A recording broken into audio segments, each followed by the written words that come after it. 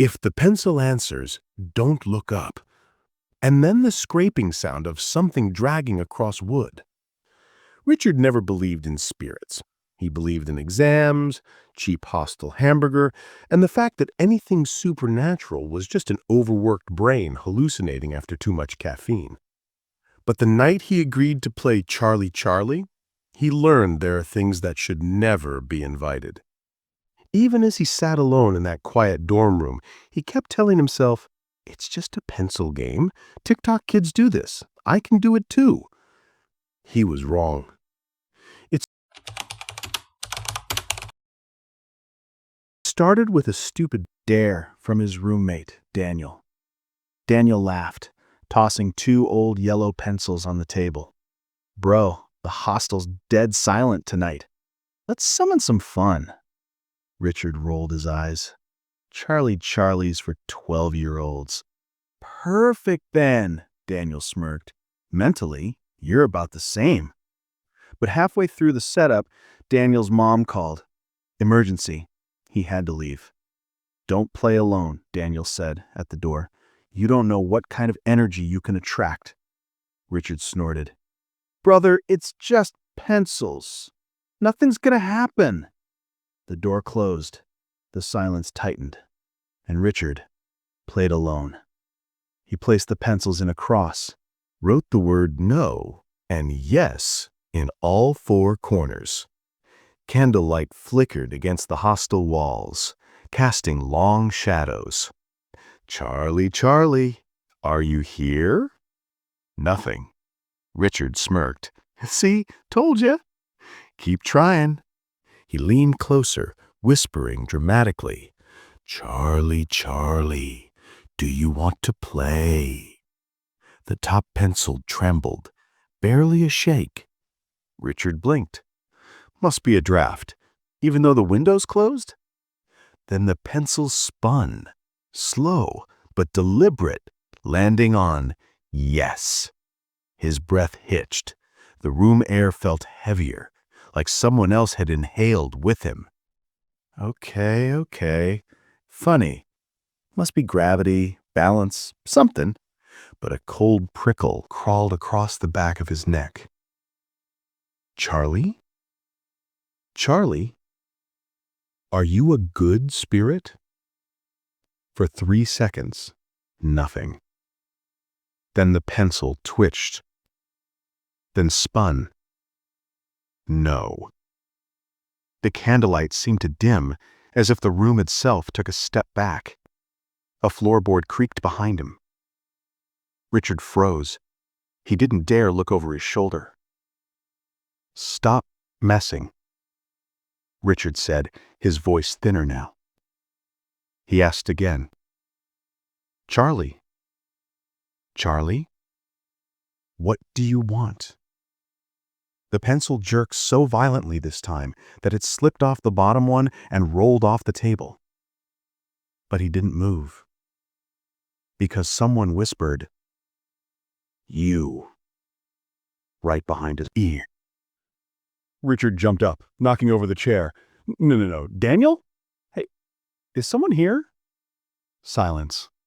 Only the candle burning low, and the faint smell of damp soil, like freshly dug earth. He forced himself to breathe. "Just imagination. Just pranking myself," he whispered. He placed the pencils back, hands shaking. "Charlie? Charlie? Did you just speak?" The pencil rotated instantly. "Yes." A shadow moved in the corner of his vision.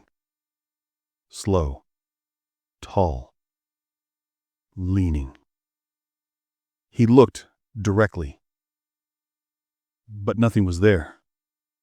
Yet the shadow and reflection of the window remained. A shape with no face. The lights in the hallway flickered. A door banged somewhere far. Then the candle died. Complete darkness swallowed the room. Richard's heartbeat began hammering like fists on a coffin lid. "Okay, Charlie, game over. I'm done," he stammered. No answer, just his own breathing, until a second breath joined it, deep, low, right beside him. "Charlie, Charlie, can I stop?" The pencil scraped on the table by itself, turning, spinning, dragging, finally stopping on no. Richard's throat dried instantly. In shaking panic, he made a mistake. "Charlie, what happens if I stop without permission?" The pencil rolled, slow, painfully slow, and then It pointed to a corner of the room. Richard stared at the empty, dark space. "What's there?" The whisper came again. "Look." Richard didn't want to. He knew he shouldn't, but his head turned on its own. And in the shadows, someone stood. Tall, bent at the neck, hands too long dragging across the floor. It stepped closer. Each movement sounded like bones grinding. Richard bolted for the door. The handle was ice cold. It wouldn't turn. He pulled harder, but it felt like someone was holding it shut from the other side. Whispers swarmed around him now. "Play. Finish. You called me."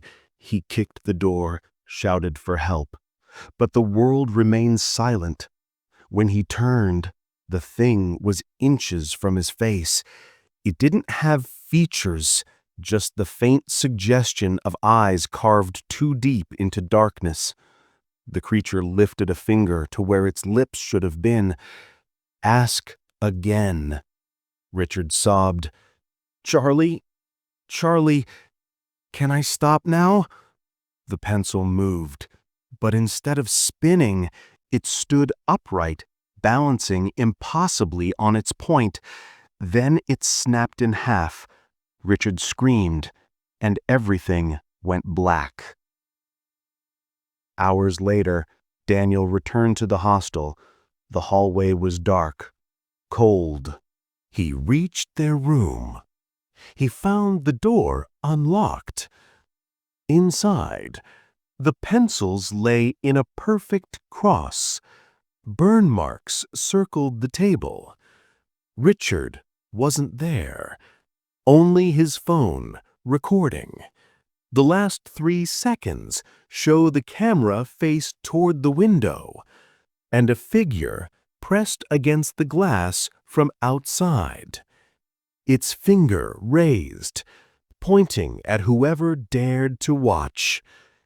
If you ever think these games are harmless, remember Richard. He only asked the wrong question once. And now, if you hear breathing in your empty room right now, don't look up. Subscribe before your screen goes dark, and tell me in the comments, would you ever play Charlie Charlie alone?